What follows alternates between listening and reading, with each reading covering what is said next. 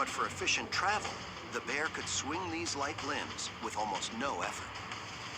This is actually a terrific gait if you're trying to reduce the effort. A short-faced bear is quite a bit larger, 2 to 3 times the size of a grizzly bear we'd see today.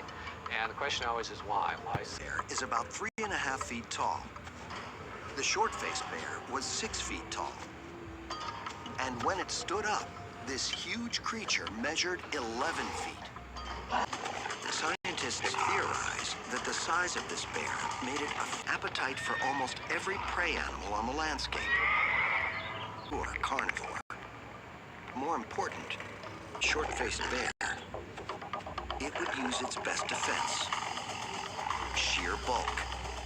You can visualize more impressive to chase off a predator.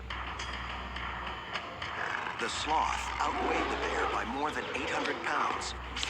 But once the bear stood up, they were nearly the same height. I can see these two animal boxing match where they're both up there, they're swinging at each other. And might be able to immobilize its prey by either slashing open their abdominal area or by crushing the sloth's shoulder with his powerful bite. When you think of how powerful... With his shoulder broken, the sloth would be defenseless. Using its sharp claws and ferocious jaws, this bear was an efficient killing machine. But this massive animal was no match for an unusual geological feature in Southern California, a pool of sticky, viscous tar that was one of the most deadly creatures.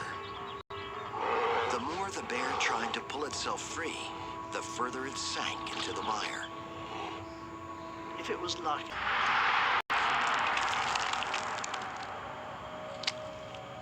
The tar pits have provided a short-faced bear could only chase an ally. It could break its leg.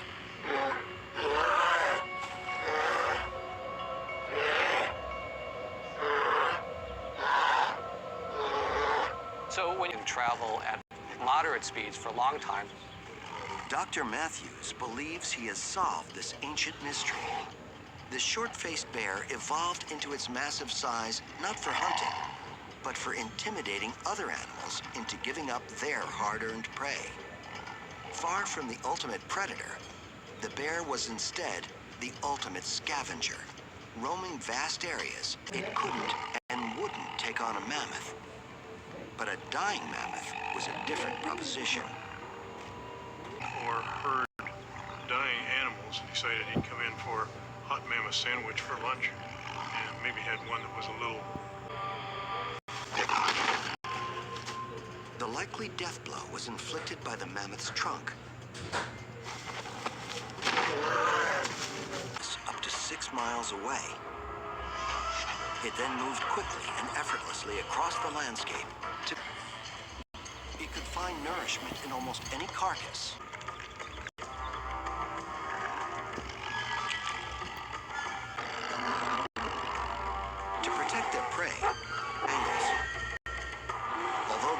Were willing to fight for their kill, the bear's enormous size would intimidate them. Once he stood up, he towered over them by 8 feet. The short-faced bear was the possession of a carcass wasn't just... seen many aggressive encounters between them. It would be size against their long teeth. Most animals won't fight to the death. The experts agree on this fight's eventual outcome. If the bear got in one good swipe and really debilitated one of the same.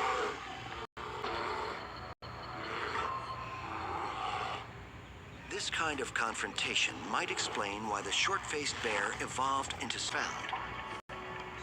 If he smells a fresh kill, he's going to go for it. Because there's a few funny looking... They did carry a lethal weapon that could protect them from any fierce predator.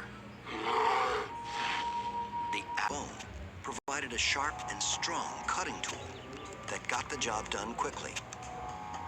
When the hunters were done butchering, they discarded the bone so they didn't have to carry around a lot of heavy tools. They would just